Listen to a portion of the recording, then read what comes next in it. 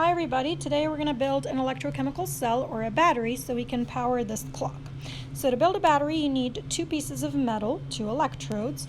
So this is a piece of magnesium and then this one's a piece of copper. To know which one's the anode and which one's the cathode, we look at the reduction potentials. So here are the two reduction equations with their potentials, and it looks like copper has a higher reduction potential than magnesium, which means that copper is more likely to be reduced and magnesium is more likely to be oxidized, which also means that copper is going to be in our cathode where reduction occurs, and magnesium will be in our anode, which is where the oxidation occurs. So the piece of magnesium is our anode. So I have two beakers here. I'm going to take the one labeled anode and I'm going to put the piece of magnesium in here. And the other beaker that's labeled cathode, I'm going to take the piece of copper and put it in here.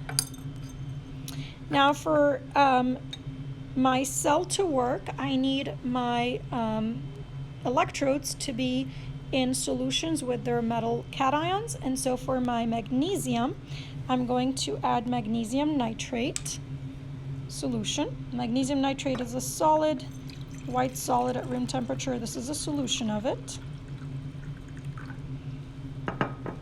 And for my copper, I'm going to use copper nitrate. This is copper 2 nitrate, which is a solution, and copper 2 solutions are blue in color. So it's this beautiful blue color.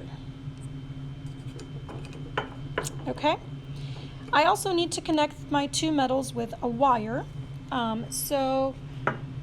Instead of just connecting them with a wire, I'm going to connect them with a wire and then connect that wire to my clock here. So the clock already has two wires that are connected to it. I believe the red one is my cathode, so I'm going to connect that to my copper, which is my cathode.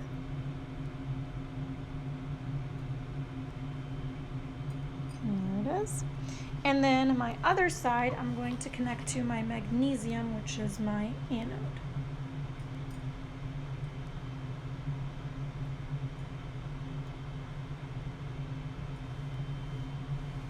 And you see that the clock is not working. Well, why is it not working?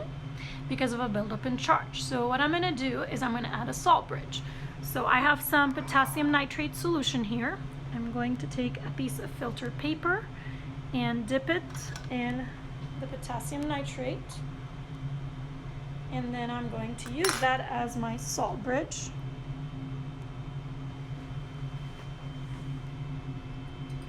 And once I add my salt bridge, hopefully you can see that my clock is working. If I were to remove my salt bridge, then my clock will stop working. See? So here's a diagram of my battery. So my magnesium is my anode right there, and my copper is my cathode. There's the oxidation of the magnesium.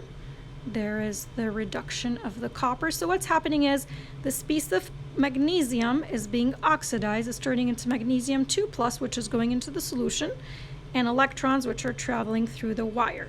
So as time goes by, this piece of magnesium will get smaller. When it's used up, my battery will stop. Then over here, my copper 2+ ions that are in the solution are reacting with the electrons to form neutral copper. And so the copper is being deposited on that piece of copper that's right here. So as time goes by, this piece of copper gets bigger and bigger and bigger.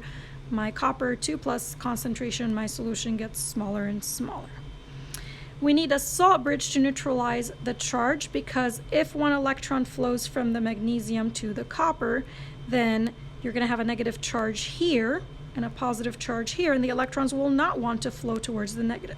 So that's why we need a salt bridge. My salt bridge had potassium nitrate, so the negative ions will travel through here to neutralize the positive charge that builds up. The potassium ions that are positive will flow here to neutralize the negative charge that we build up, so that the current keeps flowing. The overall equation, if you combine both of these two together, you get this overall equation.